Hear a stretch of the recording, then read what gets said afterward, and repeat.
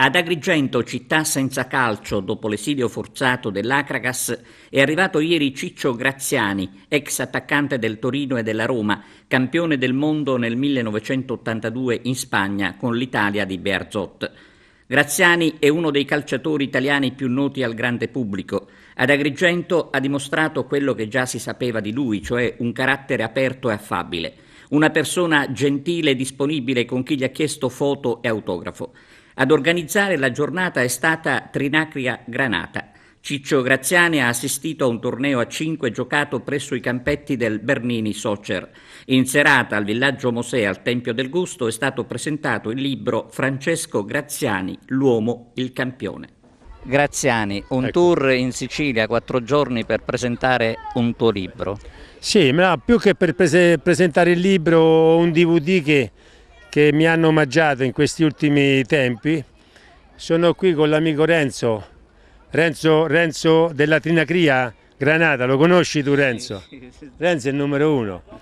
No, era 2 o 3 anni che mi invitava sinceramente a fare questo piccolo tour, a venire a vedere dei ragazzini che giocano, stare un pochino insieme, e l'ho fatto volentieri, anche perché col fatto che il campionato di calcio di Serie A è fermo, abbiamo questa settimana libera, e allora abbiamo deciso di fare questa bella passeggiata. Toro, grande Toro, tu attaccante, 122 gol, ma hai vestito, sei campione del mondo, hai vestito anche altre maglie, tra le quali la Grande Roma. Sì, io ho dei ricordi meravigliosi, perché dovunque ho giocato, Torino, Fiorentina e Roma, mi sono sempre fatto voler bene, ho sempre fatto cose positive, abbiamo fatto campionati importanti.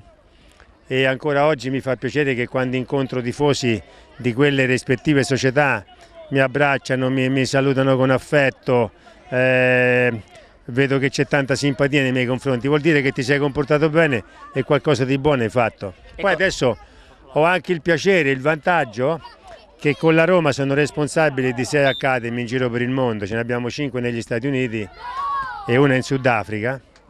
E quindi sono rientrato un po' nella famiglia giallorossa. Sicuramente.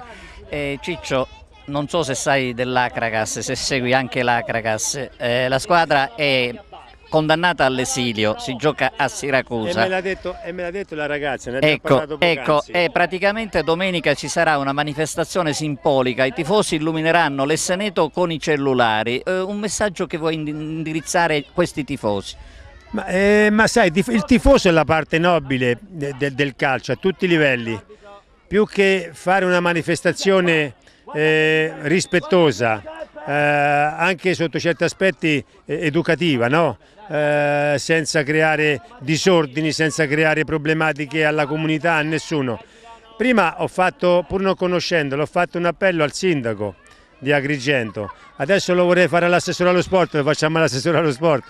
Io dico, com'è possibile che in una realtà come questa di Serie C debba emigrare, debba andare a giocare a Siracusa perché lo stadio non è a norma e non c'è l'illuminazione. Se serve si trovano dei fondi, si fa qualsiasi cosa, però non è possibile che in una realtà come questa, che gioca a questi livelli, non può usufruire del suo stadio perché non c'è l'illuminazione. Allora, caro assessore allo sport, caro sindaco, datevi da fare, trovate delle soluzioni.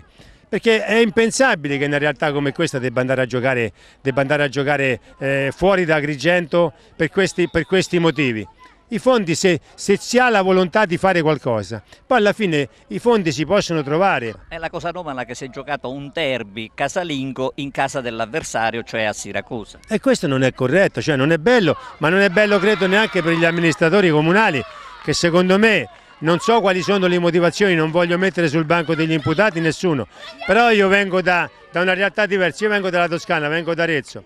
Ad Arezzo è impensabile che la società, la squadra che gioca in Serie C non possa giocare ad Arezzo perché il campo ha l'illuminazione che è difettosa. Ad Arezzo non potrebbe mai succedere. Ma non perché farebbero casino, perché molto probabilmente si sta attenti alle regole. Graziani, essendo il mio mito da piccolo, lo volevo assolutamente, lui è stato, diciamo che è stato un po' difficoltoso per il lavoro che fa lui, quindi non c'era molto spazio. L'abbiamo trovato questa settimana per il fatto della pausa nazionale, ne abbiamo approfittato.